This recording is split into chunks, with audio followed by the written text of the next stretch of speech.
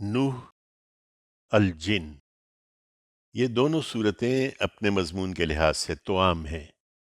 پہلی سورہ قوم نوح کی سرگزشت کے آئینے میں قرآن کے انذار اور اس کے نتائج کی جو تصویر دکھاتی ہے، دوسری اسی کے اس بات میں جنوں کی شہادت پیش کرتی اور قریش کو اس کے بارے میں اپنے رویے پر نظر ثانی کی دعوت دیتی ہے۔ اس لحاظ سے دیکھیے تو سورہ حاقہ میں جو مضمون اس سے پہلے ما تبصرون اور ما لا تبصرون کے الفاظ میں بالاجمال بیان ہوا ہے، یہ دونوں صورتیں بالترتیب اسی کے بعض پہلوؤں کی تفصیل ہیں۔ دونوں میں روئے سخن قریش کے سرداروں کی طرف ہے، اور ان کے مضمون سے واضح ہے کہ پچھلی صورتوں کی طرح یہ بھی ام القریٰ مکہ میں رسول اللہ صلی اللہ علیہ وسلم کی دعوت کے مرحلہ انذار میں نازل ہوئی ہیں۔ پہلی سورہ نوح کا موضوع قریش کے لیے رسولوں کی دعوت اور اس کے مختلف مراحل کی وضاحت کرنا اور اس کے ان نتائج سے انہیں خبردار کرنا ہے جو سنت الہی کے مطابق اسے نہ ماننے والوں کے لیے لازماً نکلتے ہیں۔ دوسری سورہ الجن کا موضوع جنوں کی شہادت سے قرآن مجید اور اس کی حقانیت قریش پر ثابت کرنا اور انہیں یہ سمجھانا ہے کہ جس عذاب کا وہ مطالبہ کر رہے ہیں اس کا علم اللہ ہی کے پاس ہے۔ خدا کے پیغمبر عذاب کا وقت بتانے کے لیے نہیں، خدا کا پیغام پہنچانے کے لیے آتے ہیں۔ وہ خدا سے عذاب نہیں بلکہ اس کی رحمت چاہیں۔ اس کے لیے پیغمبر کے مقابلے میں سرکشی اور تمرد کا رویہ چھوڑ کر اس کی دعوت پر لبیک کہیں اور خدا کے گھر میں خدا ہی کی عبادت کریں۔ اللہ کے نام سے جو سراسر رحمت ہے، جس کی شفقت ابدی ہے۔ ہم نے نوح کو اس کی قوم کی طرف رسول بنا کر بھیجا کہ اپنی قوم کو خبردار کرو اس سے پہلے کہ ایک دردناک عذاب ان پر آ جائے۔ اس نے کہا، میری قوم کے لوگوں، میں تمہارے لیے ایک صاف صاف خبردار کر دینے والا ہوں۔ میں تمہیں دعوت دیتا ہوں کہ اللہ کی بندگی کرو اور اس کے حدود کے پابند رہو اور میری بات مانو۔ اس کے نتیجے میں اللہ تمہارے گناہوں میں سے معاف فرمائے گا جو اس سے پہلے تم سے ہوئے ہیں، اور تمہیں ایک مقرر وقت تک مہلت دے گا۔ حقیقت یہ ہے کہ اللہ کا مقرر کیا ہوا وقت جب آ جاتا ہے تو پھر ٹالا نہیں جاتا۔ اے کاش تم اس کو سمجھتے۔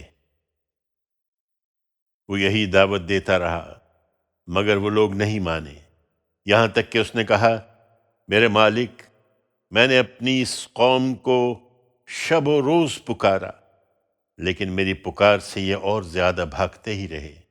میں نے جب بھی انہیں بلایا اس لیے کہ ان کے پلٹنے پر تو انہیں معاف فرمائے، تو انہوں نے اپنی انگلیاں اپنے کانوں میں ٹھونس لیں اور اپنی چادریں لپیٹ لیں اور اپنی ضد پر اڑ گئے اور بڑا غرور دکھایا۔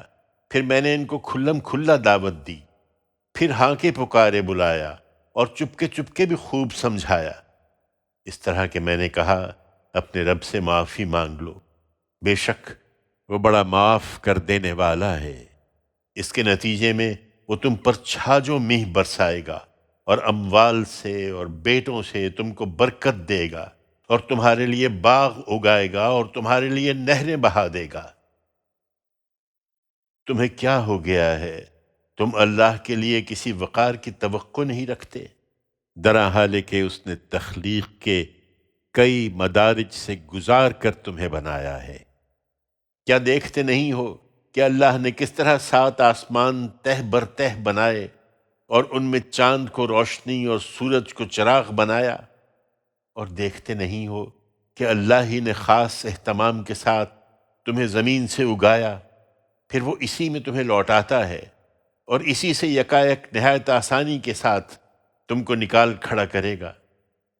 اور دیکھتے نہیں ہو کہ اللہ ہی نے زمین کو تمہارے لیے ایک بچھونے کی طرح بچھا دیا ہے کہ تم پہاڑوں کے درمیان اس کے کھلے راستوں میں چلتے رہو۔ نوح نے کہا، اے مالک، انہوں نے میری بات نہیں مانی اور اپنے انہی رہنماؤں کے پیچھے چلے جن کے مال و اولاد نے ان کی نامرادی میں اضافہ ہی کیا ہے، اور جنہوں نے بڑی بڑی چالیں چلی اور کہا کہ اپنے ان معبودوں کو ہرگز نہ چھوڑو، اور نہ ود اور سوا کو چھوڑو، اور نہ یغوث اور یعوق اور نصر کو چھوڑو، اور اس طرح بہتوں کو گمراہ کر ڈالا۔ اور اب تو بھی اے مالک ان ظالموں کی گمراہی ہی میں اضافہ کر۔ اپنے انہی گناہوں کی پاداش میں وہ غرق کیے گئے، پھر آگ میں ڈال دیے گئے، پھر اللہ کے مقابلے میں انہوں نے اپنے لیے کوئی مددگار نہیں پائے۔ اور نوح نے کہا، اے مالک ان منکروں میں سے تو اب کسی کو زمین پر نہ چھوڑ، اس لیے کہ تو نے انہیں چھوڑ دیا تو یہ تیرے بندوں کو گمراہ ہی کریں گے، اور جنیں گے تو تیرے نافرمان اور منکر ہی جنیں گے۔ میرے مالک تو مجھے معاف فرما دے، میرے ماں باپ کو معاف فرما دے، ان سب کو معاف فرما دے جو میرے گھر میں مومن ہو کر داخل ہو جائیں، سب مسلمان مردوں اور عورتوں کو معاف فرما دے، اور ان ظالموں کے لیے اب ان کی بربادی کے سوا کسی چیز میں اضافہ نہ کر۔